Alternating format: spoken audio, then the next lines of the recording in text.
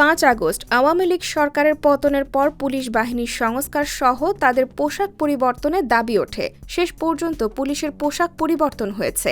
সেই সাথে পরিবর্তন হচ্ছে র্যাব ও আনসারের পোশাকও। স্বরাষ্ট্র মন্ত্রণালয় থেকে এই তথ্য নিশ্চিত করা হয়েছে। সোমবার স্বরাষ্ট্র মন্ত্রণালয় উপদেষ্টা পরিষদের বৈঠকে আইনশৃঙ্খলা বাহিনীর নতুন পোশাকের অনুমোদন মিলেছে। দুপুরে 18টি পোশাক পরিহিত পুলিশ, আনসার ও র্যাবের প্রতিনিধি দল বৈঠকে প্রবেশ করে। সেখান থেকে পোশাক নির্বাচন বা চিহ্নিত করা হয় বলে সূত্র জানিয়েছে। হাসিনা সরকার পতনের পর 7 দিন পুলিশকে প্রকাশ্যে দেখা যায়নি। এরপর বাহিনীটিকে সচল করতে অন্তর্বর্তী সরকার থেকে পুলিশের যেসব সংস্কারের কথা বলা হয়েছে তার মধ্যে অন্যতম পোশাক পরিবর্তনের উদ্যোগ। সরকার পতনের পরদিন থেকে পুলিশ সদস্যরা বিভিন্ন দাবিতে কর্মবিরতি পালনের ঘোষণা দেন। তখন ইউনিফর্ম পরে দায়িত্ব পালনে অস্বস্তির কথাও জানিয়েছিলেন পুলিশ সদস্যরা।